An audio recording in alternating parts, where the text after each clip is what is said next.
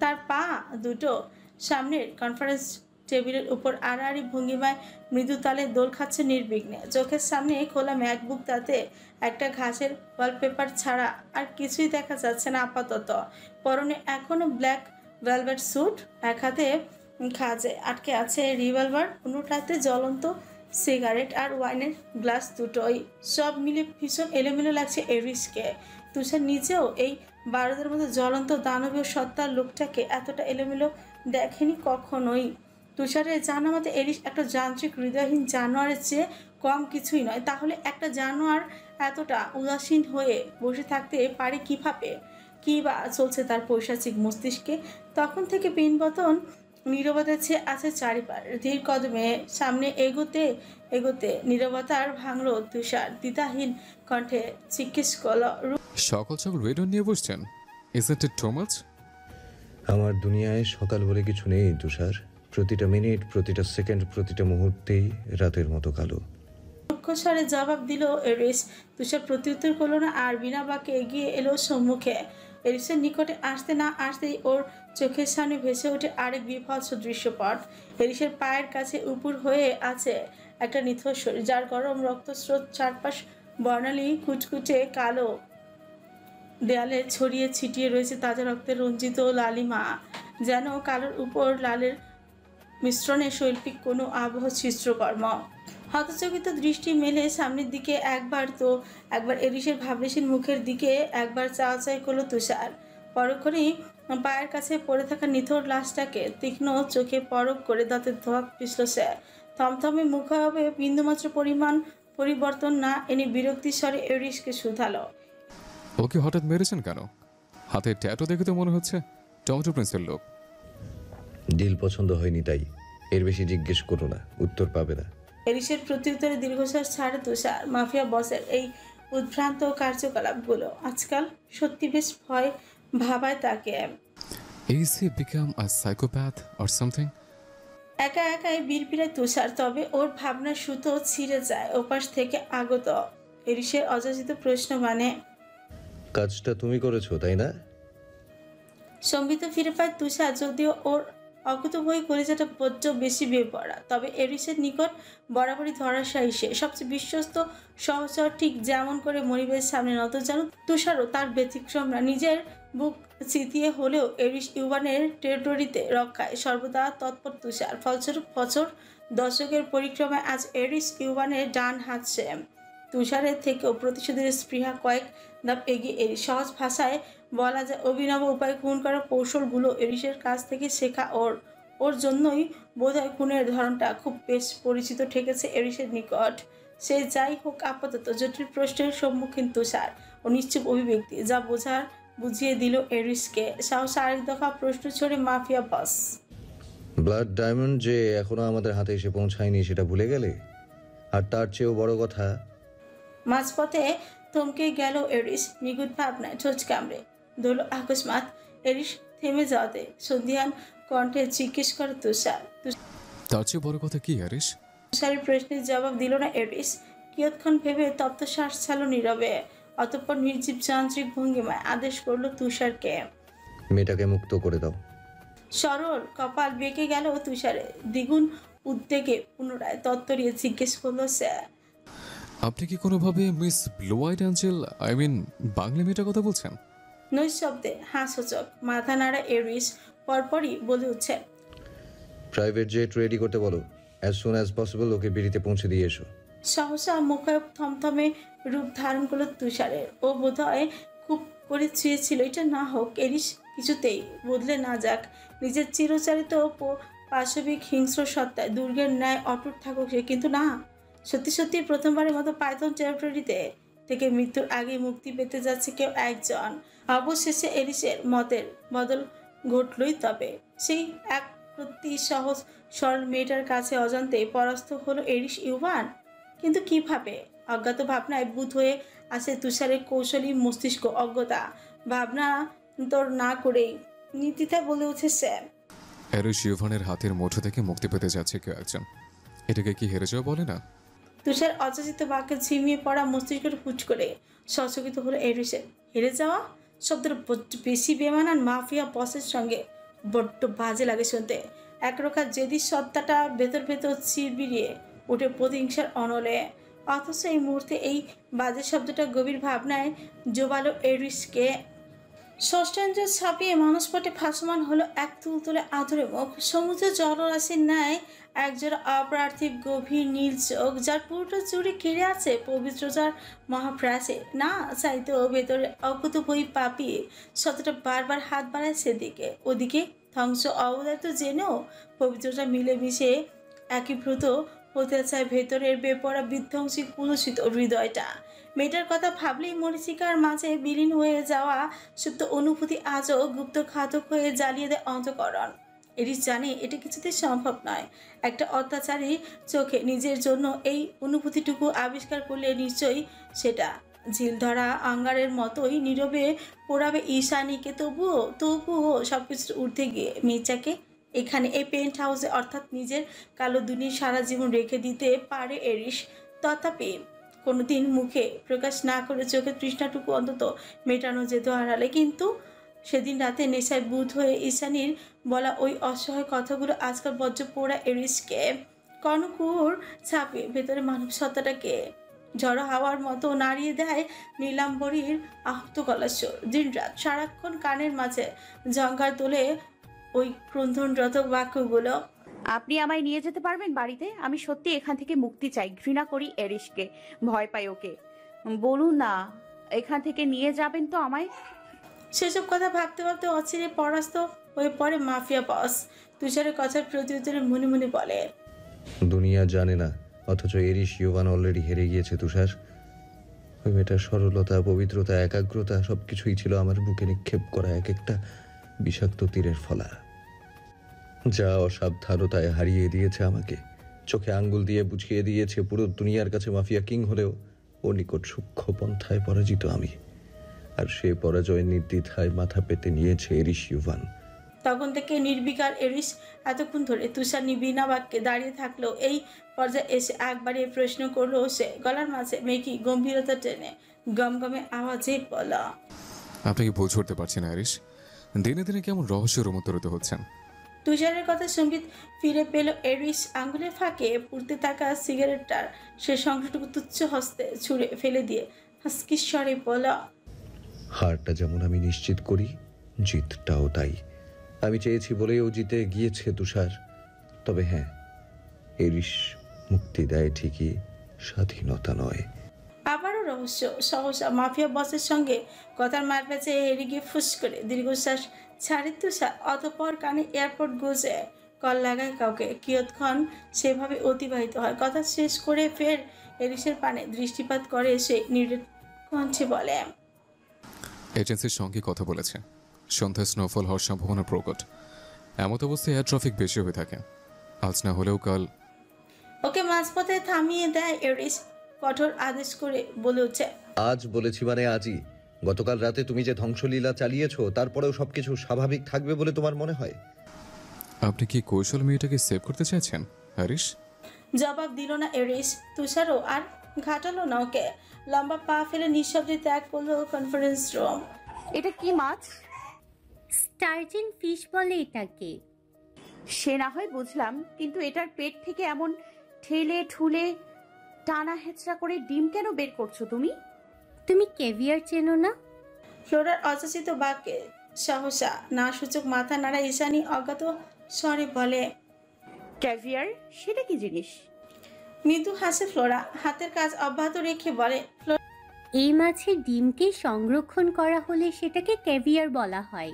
এই ডিমগুলো স্বর্ণের চেয়েও দামি আর অত্যাধিক পুষ্টিকর। সাধারণ মানুষ সচরাচর খেতে পারে না এগুলো।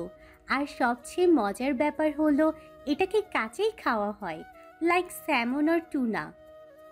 ফ্লোরার কথা নাক শিকয়ে উঠে যায় বাঙালি রমণী। যদিও ঈশানী সাগর পারে মেয়ে, তবুও কাঁচা মাছ অথবা মাছের ডিম খাওয়ার কথা স্বপ্নেও ভাবতে পারে না ও। ফলস্বরূপ ব্যয়বহুল এই ক্যাভিয়র নিয়ে আরও কথোপকথন এগোবে তার আগে একজন গার্ডস এসে হাজির হয় কিচেন কাউন্টারের সামনে। গাছটাকে দেখা মাত্র জমে যায় ওরা দুজন, কিছু না ভেবে চোখাচোখি করে। এরই মাঝে মূর্তিমান গার্ডটা কথা বলে উঠে আকস্মাৎ। সে ঈশানীকে উদ্দেশ্য করে বলে, গার্ডের গোছগাছ করে নাও, তুমি শীঘ্রই চলে যাচ্ছ। কথায় ভ্রুকুচকাল ইস্যু। ফ্লোরার পানে এক পল সঙ্গীত ও দৃষ্টি ফেলে ফের প্রশ্ন ছড়ে সাপেকে। যাবো মানে কোথায় যাব? মাফিয়া ক্লাবের ওই বিশ্রী রাতটার কথা মনে পড়তে ইতিমধ্যে বুকের ভেতরটা ধারাস করতে শুরু করে দিয়েছে ভীত মেয়েটা। যদিও বা গত কিছুদিন ধরে ওকে কোনোরূপ আঘাত করে না এরিস, না মানসিক আর না তো শারীরিক, তবুও কেন যেন আতঙ্কে জর্জরিত হয়ে প্রতিটি মুহূর্ত পেন্ট হাউস অতিবাহিত করে ঈশানী। কে বলতে পারে এই শিথিলতা যে মাফিয়া বসের নতুন কোনো চাপ নয়? ওর রক্ত সরে যাওয়া আতঙ্কিত মুখের পানে সে নির্বিঘ্নে উত্তর দিল গার্ডটা। বাড়িতে?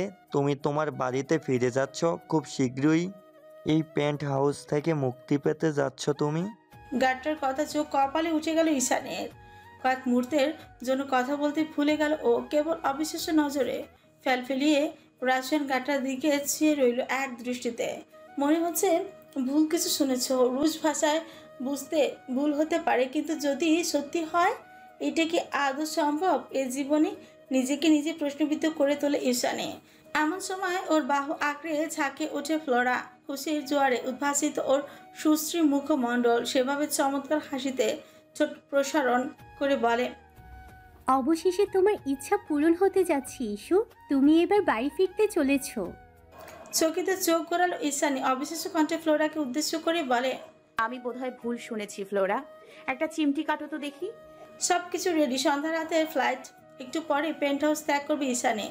যাওয়ার আগে শেষবারের মতো এরিস অফিস কক্ষে সামনে দাঁড়িয়েছে ও। আজ আর কুণ্ঠিত পায় নয়, বরং অনেকটা আত্মবিশ্বাসে হেঁটে এসেছে এখানে। ঈশানী দরজার সামনে দাঁড়াতে গার্ডসরা খুলে দিল দরজাটা।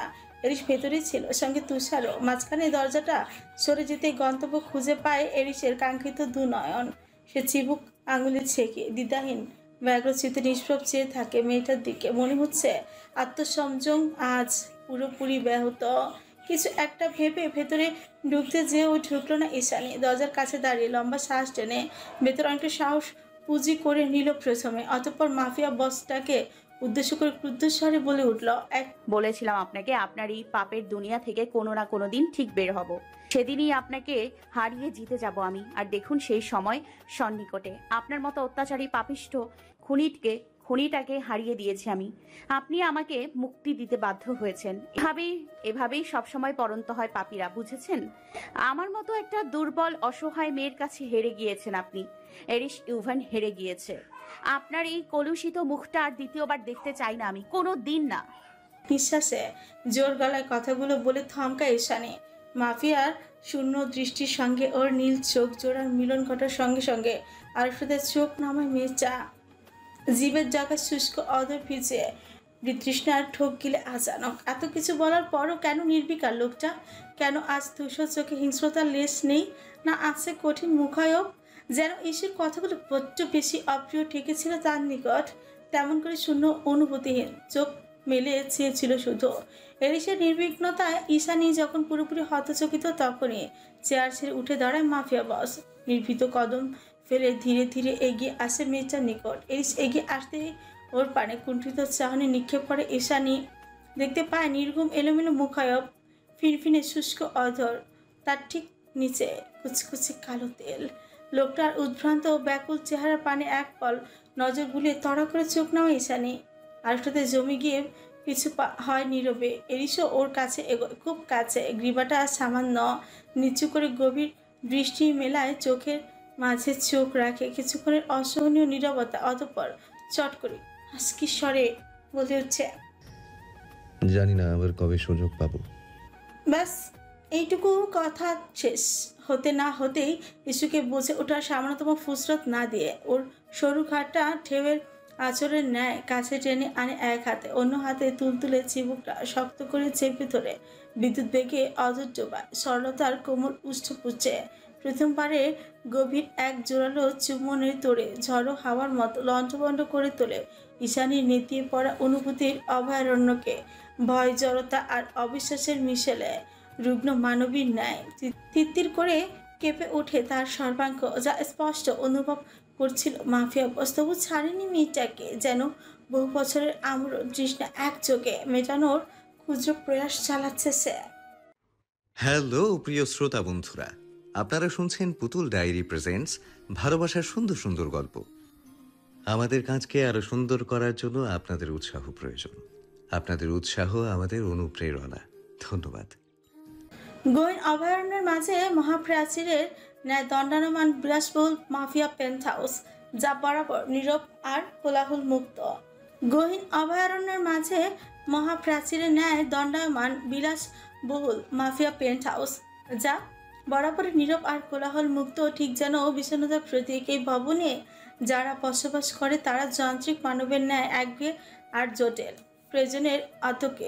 প্রয়োজনের অধিক কথা তো দূর থাক, সাহসা চোখের পলক পর্যন্ত ছাড়ে না তারা, যেন এটাও তাদের কর্তব্যের অন্তর্ভুক্ত।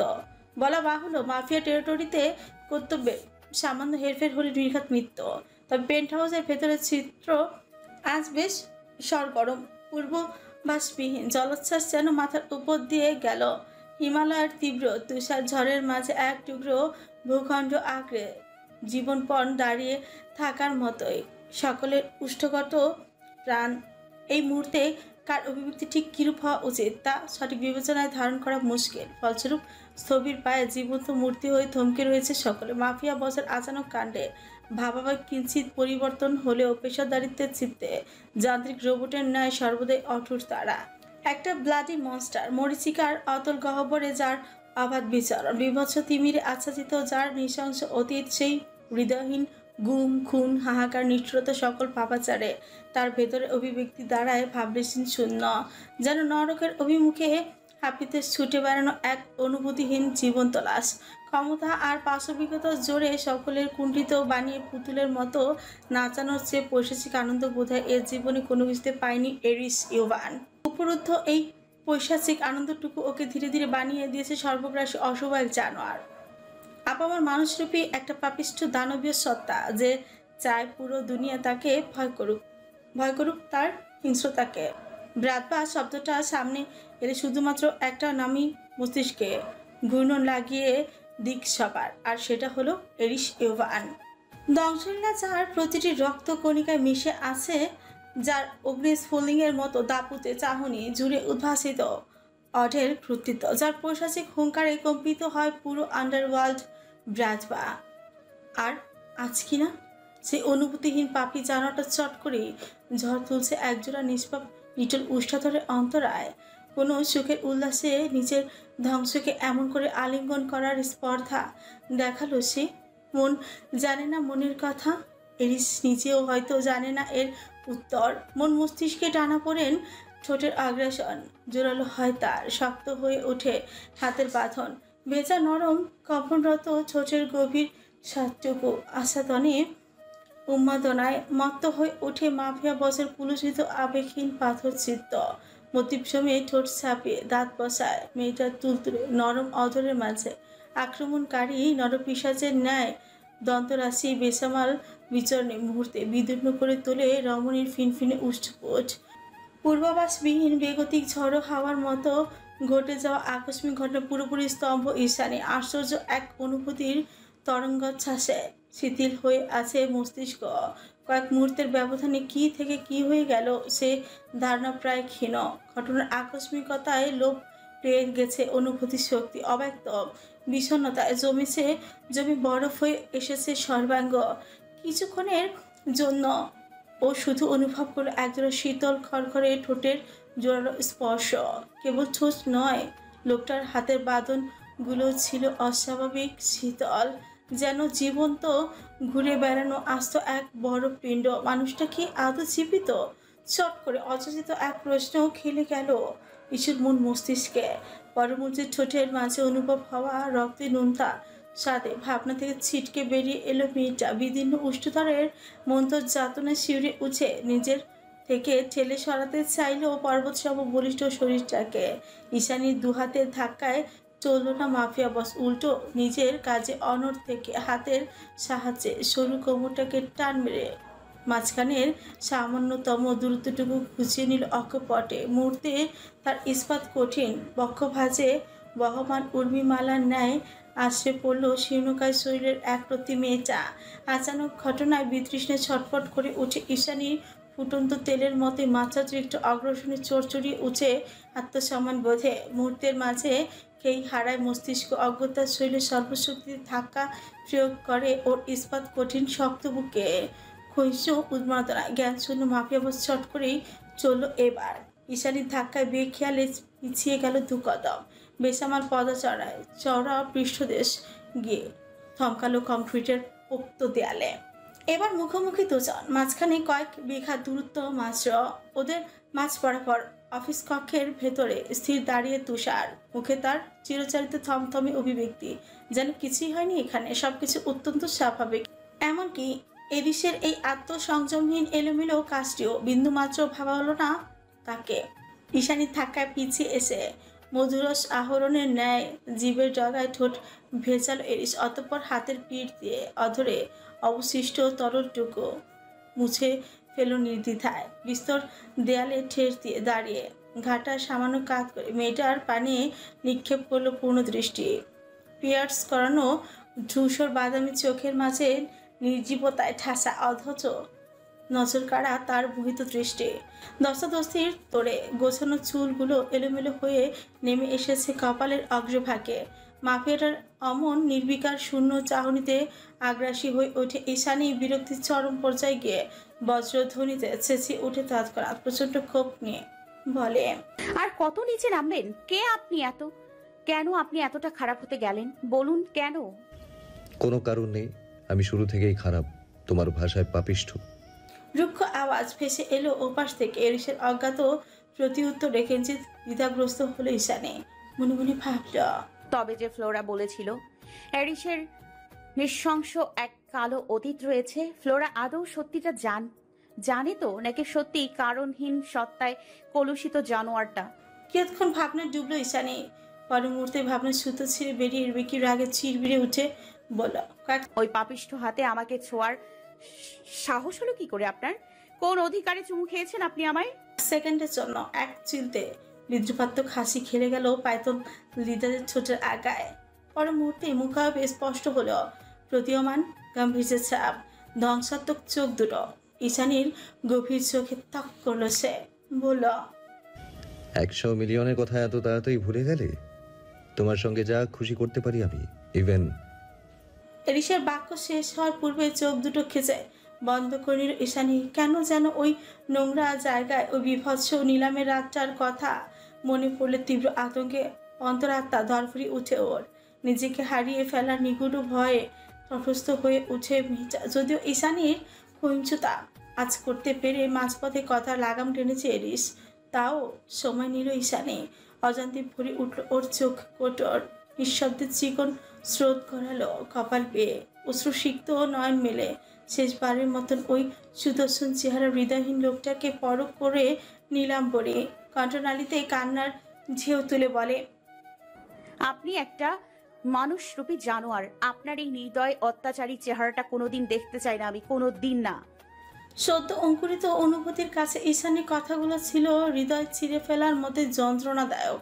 তবু কেন যেন প্রত্যুত্তর করল না মাফিয়া বস। মুখ বিশ্বের ন্যায় নিষ্প্রভ পূর্যাটন দৃষ্টি মেলে আরমনি চেয়ে রইল মেয়েটার দিকে। ওর গভীর চোখের এলোমেলো অনুভূতি ভাষা খুঁজতে গেল না ঈশানী। তপ্ত শ্বাস ছেড়ে দ্রুত পায়ে ত্যাগ করল অফিস রুম, অতঃপর গটগটিয়ে এগিয়ে গেল করিডোরের ধরে। অথচ একই জায়গাতে একই ভঙ্গিমায় দাঁড়িয়ে ঠায় এরিস। ঈশানী নেই এখানে, চলে গিয়েছে অনেকক্ষণ। দরজাটা কাজটা নিছকই ফাঁকা পড়ে আছে, তাও একেবারের জন্য চোখ ঘোরানোর এরিস। ভ্যানিলার ওই মিষ্টি সুবাসটা এখনো উপস্থিত, যেন সামনে দাঁড়িয়ে আছে স্বয়ং সাকুরা। কথা জোরে কুলকুলিয়ে উগড়ে দিচ্ছে ভিতরে রাগ, ঠাক, অভিমান, বিরক্তি সমস্তটা। আর বিনা প্রতিক্রিয়ায় সেগুলো মন দিয়ে শুনে যাচ্ছে এরিস এওয়ান। তখন থেকে স্থির দাঁড়িয়ে আছে মাফিয়া বস, চোখে মুখে তার অস্তিত্বহীন ব্যথা সুপ্ত অবয়ব। অফিস কক্ষ ত্যাগ করার সময় তুষার বিনা বাক্য সেদিকে চাইল একবার, অতঃপর দীর্ঘশ্বাসের ভঙ্গুর সত্তাটাকে অতিক্রম করতে করতে নরম স্বরে বলল, এভাবে নিজের সঙ্গে নিজের অঘোষিত যুদ্ধটা না বাঁধালেও পারতেন। এবারও নির্বিকার মাফিয়া বস শূন্য অভিব্যক্তি দিয়ে চোখ ঘোরালো শুধু। তুষার গহ্বরে হিংস্রতার বদলে হানা দিয়েছে অসহনীয় যন্ত্রণা। সেদিকে কয়েক মুহূর্তের বেশি তাকিয়ে থাকতে পারল না তুষার। শশা ঝটপট চোখ নামিয়ে লম্বা পা ফেলে সম্মুখে এগিয়ে যেতে যেতে ছোট্ট করে জানালো, আসছে। তুমি এভাবে চলে যাচ্ছ, আমি খুশি হতে চেয়েও পারছি না ইস্যু। আজ বহুদিন বাদে ভবনের ফ্রন্ট গেটে এসে দাঁড়িয়েছে ঈশানী। বিশাল কংক্রিটের আস্তরে ফুসে ওঠা সর্পিলের চিকচিকে অবয়ব, পুরো গেটে টাই বানানো হয়েছে জঙ্গলের ভয়ানক সব জন্তু জানোয়ার, জীবন্ত দানবীয়তাকে ভিত্তি করে। যে কোনো হিংস্র পিশাচের সর্বগ্রাসী সাম্রাজ্যের হাতছানি। গুণাক্ষরে এক পা ভেতরে গেলে মুখোমুখি হতে হবে ভয়ঙ্কর সব জাদুকরী বাস্তবতার।